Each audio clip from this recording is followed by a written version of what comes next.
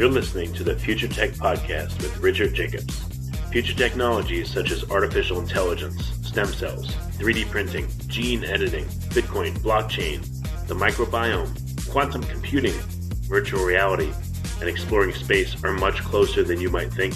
In fact, many early versions of these technologies are in play right now, and the companies that are using these technologies are the focus of this podcast. My goal for you, the listener, is to learn from these podcasts.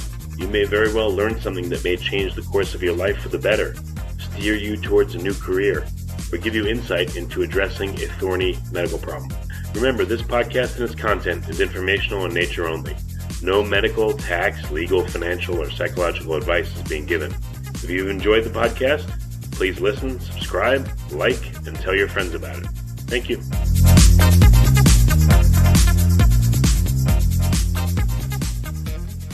Hello, this is Richard Jacobs with the Future Tech and Future Tech Health podcast. I have Zack Abbott. He's the founder and CEO of a company called ZBiotics. The website is also ZBiotics. The letter Z, B-I-O-T-I-C-S. So Zack, thanks for coming. How you doing? Excellent. Thank you, Richard, for having me. Excited to chat with you about this. Okay, tell me, what's the premise of ZBiotics? In essence, ZBiotics is a probiotic that we have genetically engineered to express an enzyme similar to one your liver uses to help deal with some of the toxic byproducts of alcohol that make you feel terrible the day after drinking.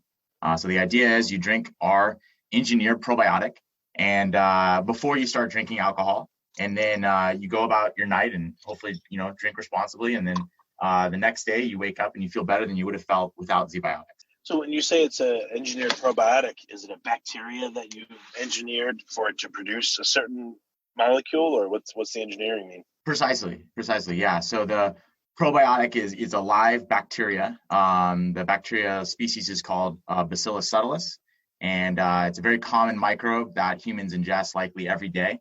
If they eat fresh fruits and vegetables, it's ubiquitous in the environment, or nearly ubiquitous in the environment. And so what we've done is taken this natural, safe bacteria that you likely eat every day, and then we've engineered it so that it has one extra gene, and that gene encodes for an enzyme similar to one your liver uses to break down acetaldehyde.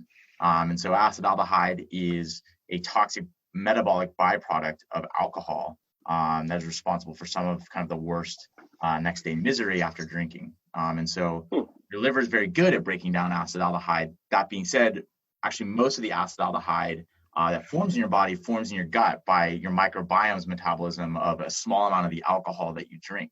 And so that acetaldehyde tends to accumulate in the gut. And so your liver doesn't really have access to it directly. It has to be absorbed into your bloodstream before your liver can break it down. So we thought we would just bring that functionality of your liver into your gut using a probiotic bacteria to break it down at the source. So this bacteria, it uses that as an input, a food source, the acetaldehyde, and then it metabolizes it? Essentially, yeah. So the enzyme we've put into the bacteria breaks the acetaldehyde or oxidizes the acetaldehyde into acetate, which is essentially vinegar. It's a short chain fatty acid, which is a metabolic precursor for a lot of other molecules and metabolic processes in the bacteria. So it's very likely that the bacteria will use that acetaldehyde. But truthfully, whether it uses it or not, that acetate is innocuous to people. And so whether it spits it out or continues to use it is sort of,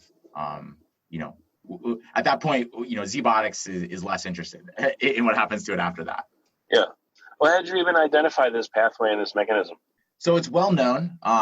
We basically mimicked what the liver does already to metabolize alcohol. So when you drink alcohol, most of that ethanol is absorbed into your bloodstream and it has the effects that it has. And then it filters through from your blood through your liver, and your liver breaks down that ethanol in two stages, from ethanol or alcohol into acetaldehyde using one enzyme, and then it uses a second enzyme to go from acetaldehyde to acetate.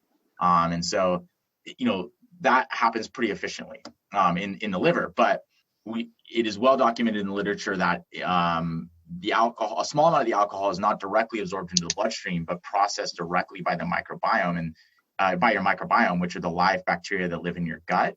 And they are more concerned about the alcohol. And so what they do is they express an enzyme similar to the first step of the liver to get alcohol to acetaldehyde, but they don't as efficiently express the second enzyme. So we really are just completing the reaction or the pathway that already is well established in your liver. So the liver will break it down all the way. That's just an intermediate step is the acetaldehyde for the liver, right? It keeps going. Right. Exactly. And so we're just sort of helping your body complete that reaction in the gut where it's less efficient. Huh. I know maybe it's off topic, but if you eat before you drink versus not eating would mean I would think that the alcohol would pass into your bloodstream much faster. Yes. But then again, you'd have less acetaldehyde because the liver is taking the brunt, but also fully metabolizing it. Versus if you had food in your stomach, probably less alcohol gets into your bloodstream or gets there slower, and then you end up with more acetaldehyde because the gut's relying on breaking it down. There's not, to my knowledge, there's not any literature saying one way or the other. I mean, you're absolutely correct that drinking on an empty stomach means the alcohol is absorbed more quickly. And so if you have food, the alcohol will stay in your stomach and in your gut longer. But you could also argue that drinking alcohol on an empty stomach would hit your microbiome more quickly as well. In addition to the food preventing uptake, it would also potentially mask the alcohol from your microbiome as well. So the rates on both might be slower. So I'm not sure what would happen honestly between those two. I don't think anybody's ever compared acetaldehyde levels in the gut with and without food. So that's a really interesting question scientifically. Yeah, well, for your customers, I mean, if you're able to get data of, hey, did you eat before you drank? Right. And what was the effect of the ZBiotics versus people that drank on an empty stomach? Maybe it'll show you something interesting. Maybe you'll see a difference. Today, I mean, it's difficult because of just the inherent variability and sort of people's experiences generally with drinking. But we did survey several beta testers on several topics before we launched the product, and we didn't see a difference in terms of people's experiences broadly writ, whether or not they ate food. So on at least on the surface, it doesn't look like it makes much of an appreciable difference in terms of acetaldehyde and the experience related to that. But we do always recommend that people don't drink on an empty stomach, just generally as a good, responsible practice. What about, their perception of how intoxicated they are? Do they feel, when they take your product, do they feel less intoxicated? Like, do you drink more? Have they tried uncontrolled, controlled drinking studies to see? Yeah, that's a funny way to put it, uncontrolled, controlled. We've done some of those for certain. The general feedback, the product is not designed at all to affect your level of intoxication. It doesn't affect alcohol metabolism at all, right? That first step from alcohol to acetaldehyde is the one that's critical for intoxication, and we don't affect that at all. And so it's not designed to affect intoxication, and we have not received feedback saying that that is an unanticipated side effect or anything like that. So you'd have to be careful if it did. Yeah, that's right. Absolutely. I mean, the last thing, the product is not designed to be a get out of jail free card or a way for people to kind of do whatever, to drink without recourse or irresponsibly, I should say. And so, we're very upfront about the fact that alcohol itself has all kinds of effects, and not to mention that, dangerous levels of intoxication. And so we always advocate that really ZBiotics is about dealing with the acetaldehyde as one part of sort of a responsible drinking behaviors that you should already be doing. And this is not really a way for you to kind of, be irresponsible. It's not really like a ticket. So we hope that people are hydrating, and we really advise people that the product works best genuinely if people are hydrating and not drinking on an empty stomach and getting plenty of sleep and all those other things. What do people experience when they've had the ZBiotics the next day versus what they experience without it? Yeah, so my experience has been, so the product is, like I say, specifically designed to help your body deal with the acetaldehyde. And so acetaldehyde is part of kind of the symphony of symptoms and issues that people tend to deal with the day after drinking. And my experience has been that so alcohol itself, not acetaldehyde, affects the chemistry of your brain in ways that affect the quality of your sleep. And typically it really prevents your brain from getting to the deepest levels of sleep throughout the night. So even if you get 8 hours of sleep, you may feel groggy and unrested. And since this is an alcohol-related experience, ZBiotics is not designed to help with that. And indeed, that's been my experience, is that if I have been drinking and I take ZBiotics, I wake up and I'll feel pretty good in most respects, but I might still feel groggy and not well rested. And so I'll have to have and I might have like a mild headache due to the fact that I didn't sleep well, and maybe a slight bit of dehydration. But those things are usually pretty easily solved with a good breakfast and maybe some coffee. And then I'm usually 100% by mid-morning. And people's sort of anecdotal reports along the same have been very similar to that's kind of the consistent report that people have. So it blunts the effects of a hangover is what it seems to do. Yeah, I mean, it's really meant to, like I say, help your body deal with acetaldehyde, and I think that I've been having an improved experience the next day because of it. Well, all right, and you also said to have it before you go drinking. What about if you have it as well when you go drinking, and then before you go to bed? Is it any better or same? So the product is designed for a single one single bottle should be more than enough bacteria to deal with the acetaldehyde that you may encounter throughout the night. And one of the reasons why we used a live bacteria is that it's sort of, it has a longer time course than, say, a small molecule, right? The bacteria are alive in your gut. And as they pass through your gut, which for this bacteria typically takes at least 18 hours for it to pass through your gut, that entire time it's making enzyme. And so that enzyme is continually being manufactured as it passes through your gut. So one bottle should cover you with more than enough enzyme for an entire night. And so we recommend you taking it before you start drinking, because then the bacteria has time to establish itself in your gut and start making that enzyme to deal with the acetaldehyde as it forms while you drink and while you sleep. Why not? Have you identified the specific enzyme it uses to metabolize the acetaldehyde? Yeah, I mean, we specifically encoded that enzyme into the. Okay. So that it's an acetaldehyde. It's called acetaldehyde dehydrogenase. And so that really just means it's an enzyme that takes acetaldehyde and oxidizes it to acetate. It's a very simple biochemical reaction. This enzyme, in some form, is encoded in 70% of all life on the planet. It's a very common enzyme.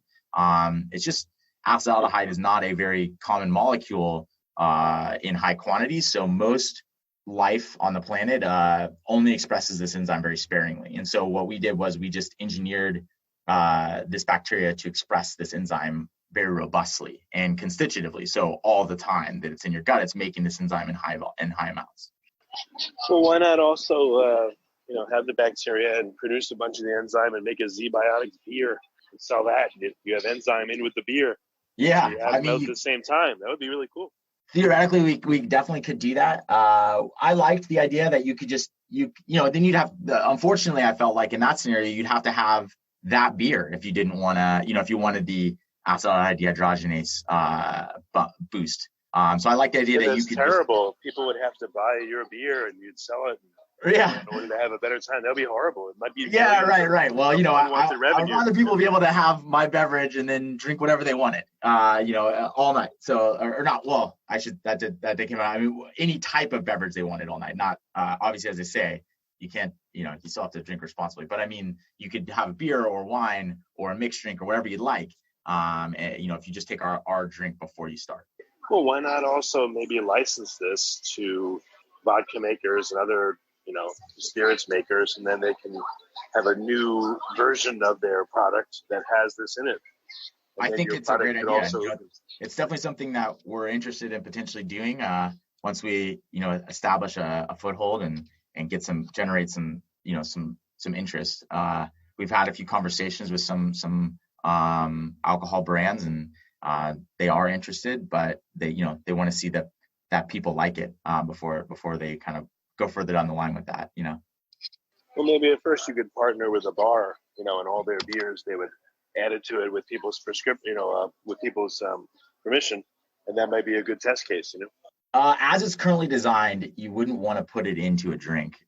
We could engineer it differently, but right now, the reason it works, the reason you can take this live bacteria and it doesn't die in your stomach acid, which is not true for many probiotics. But for this one, so one of the reasons we chose Bacillus subtilis is that it's in a dormant form called a spore, and that spore makes it highly resilient.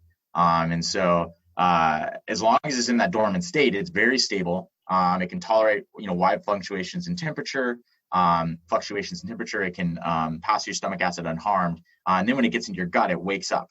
If you were to put it into a beer, the sugars and the alcohol in the beer would probably wake the bacteria up prematurely, and then it might be more likely to die in your stomach. So for that reason, as we currently have it's currently designed and engineered. It works best on its own. We do think that it would be fun, and we definitely are trying out placements in bars as sort of like your first shot of the night, or a way to prep your body for the alcohol you might be having later that evening. And so that's the idea, sort of like a round of shots before you start drinking, a round of ZBiotics. Well, I challenge you to come up with a way to make Z Bud Light, partner with them, and make billions on your idea. So I think that would be awesome. We would definitely be cool with that happening. Right on. So, are there other parts of the hangover experience that you also want to target, and do you know what they are, or is it just this is enough?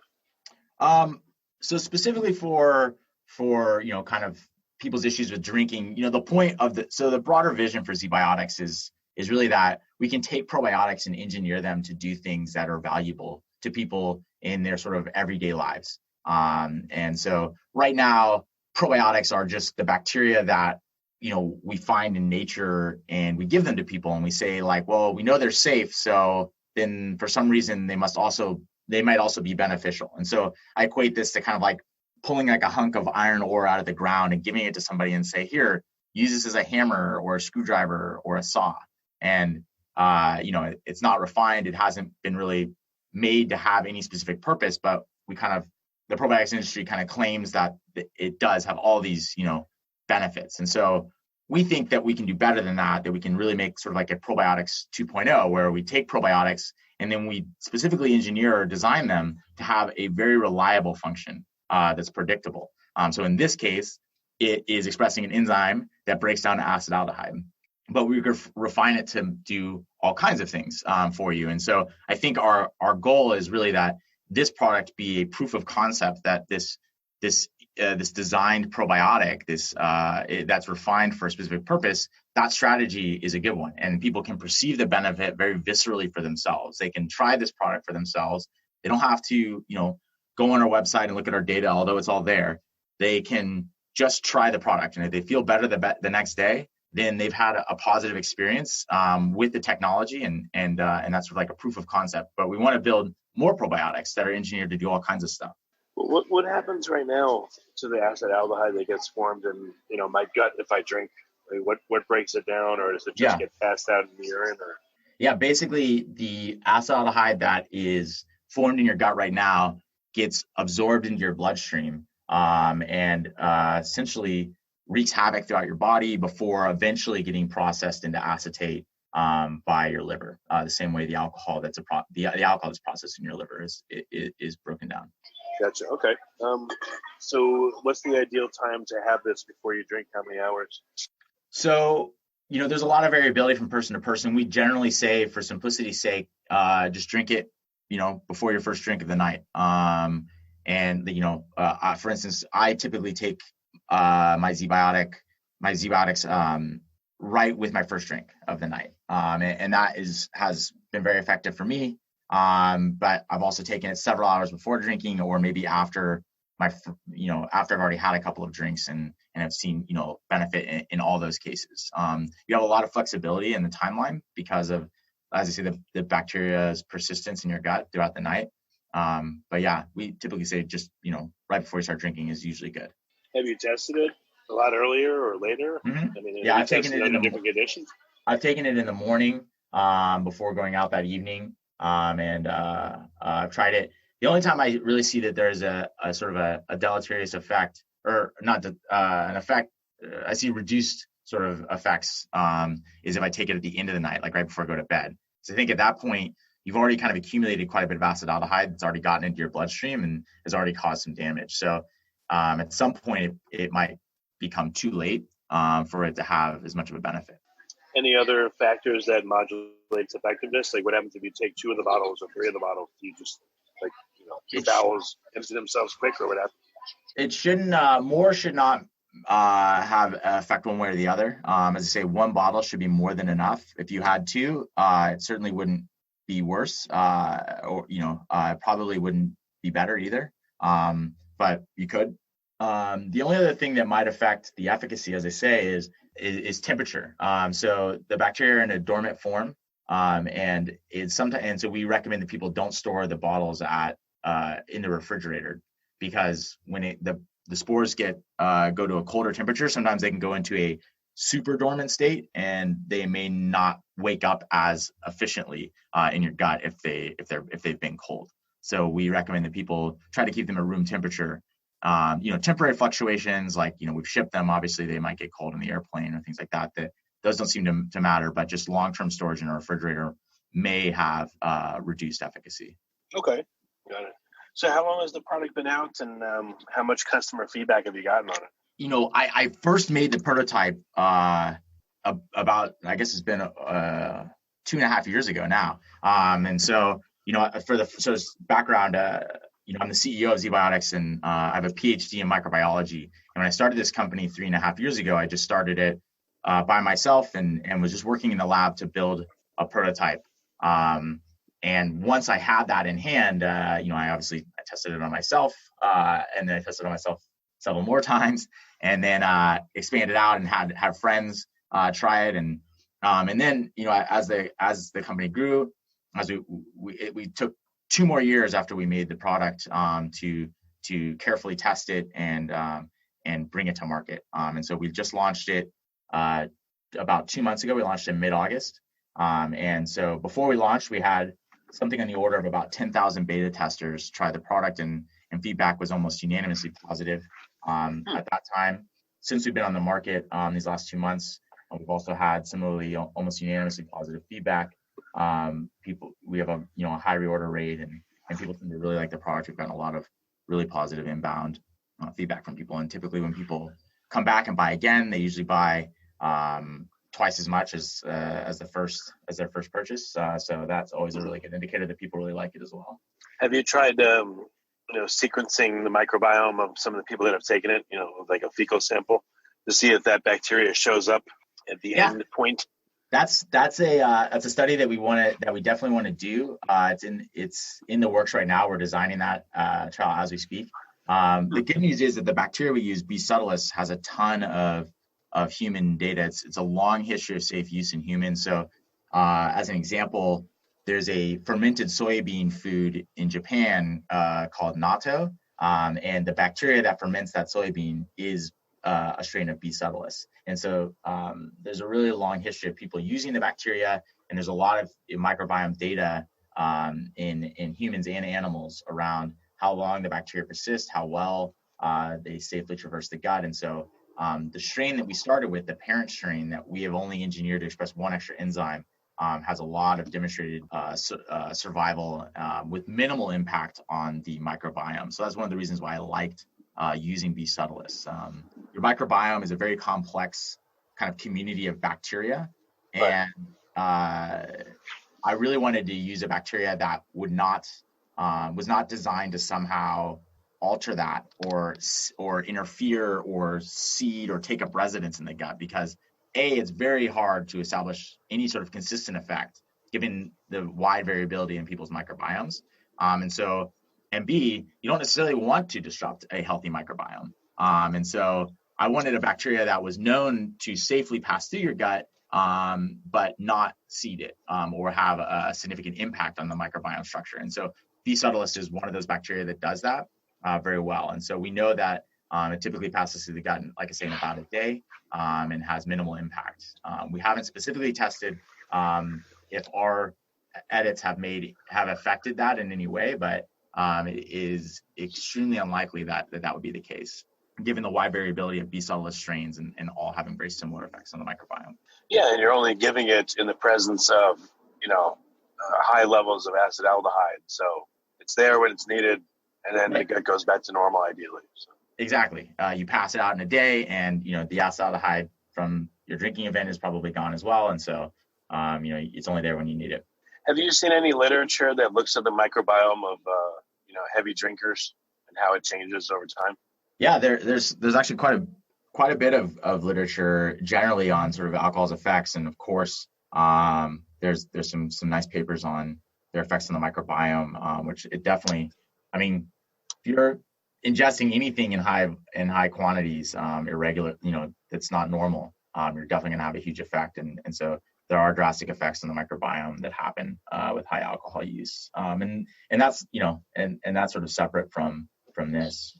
This isn't really meant for people who drink every day in high quantities, as a way to. It's more meant for people who are having a special occasion like a wedding or a bachelor party or a weekend out with friends or something like that. I understand that. The reason I ask is that you could learn something from people that are persistent drinkers. If you see how their microbiome changes and what species tend to become prevalent, then it makes you wonder during a drinking event, is there a short-term increase in those particular species, and what else can you do to mitigate the effects of drinking? Right. Yeah, I think, that's interesting. As I say, I mean, microbiome dynamics are so diverse that, I think people often, this is sort of, one of my issues with the state of the microbiome field is that there's an effort to sort of find the silver bullets for these different things. And I think that truthfully, it's very individualistic. And so I would be hesitant to think about that. But your point is well taken, though, that shifts could just give us insight into what the microbiome is doing to help people who drink a lot. And then we could leverage that for people who have a more normal drinking habits. That's an interesting idea for sure. Well, I mean, your idea can spill over to many different areas. I know you can't do everything, but right.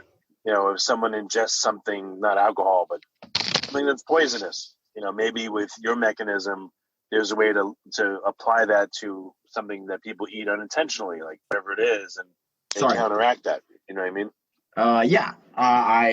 I definitely. I mean, that is the goal of ZBiotics. Exactly that is that we can engineer microbes to protect you from all kinds of stuff. So heavy metals in drinking water and fish, things like lactose, all kinds of things that you ingest that either have a deleterious health consequence or just discomfort. Like, so for people who kind of ingest too much lactose and sort of have gastrointestinal discomfort from that, you can certainly have a bacteria that helps you deal with that.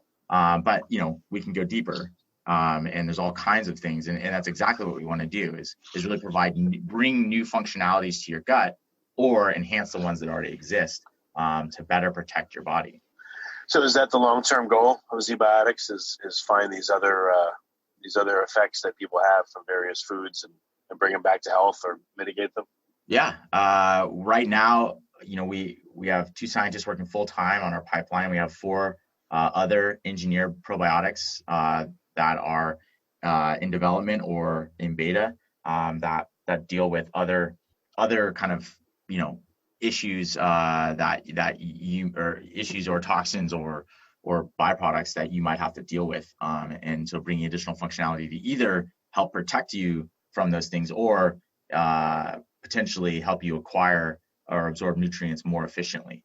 So one or the other. So that is really the goal, is to make, I say, better probiotics. And what's the near-term future specifically of this hangover helper, or whatever you want to call it?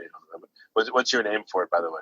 I mean, it's called ZBiotics, and we say that you drink it before drinking, and it helps with some of the next day effects of drinking. The near-term goal for ZBiotics is really to increase awareness. It's the world's first ever genetically engineered probiotic of any kind.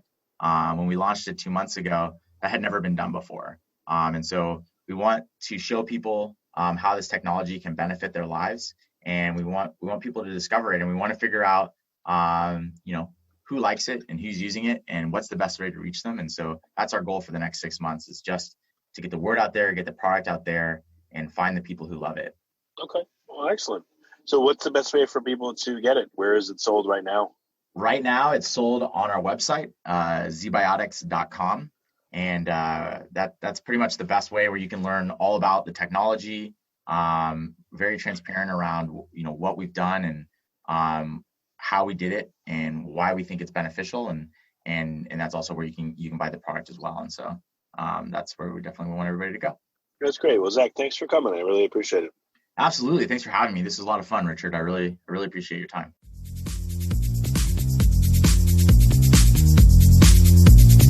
You're listening to the Future Tech Podcast with Richard Jacobs.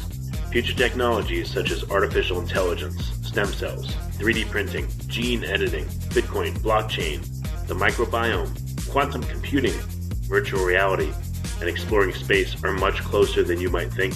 In fact, many early versions of these technologies are in play right now, and the companies that are using these technologies are the focus of this podcast. My goal for you, the listener, is to learn from these podcasts. You may very well learn something that may change the course of your life for the better, steer you towards a new career, or give you insight into addressing a thorny medical problem. Remember, this podcast and its content is informational in nature only. No medical, tax, legal, financial, or psychological advice is being given. If you enjoyed the podcast, please listen, subscribe, like, and tell your friends about it. Thank you.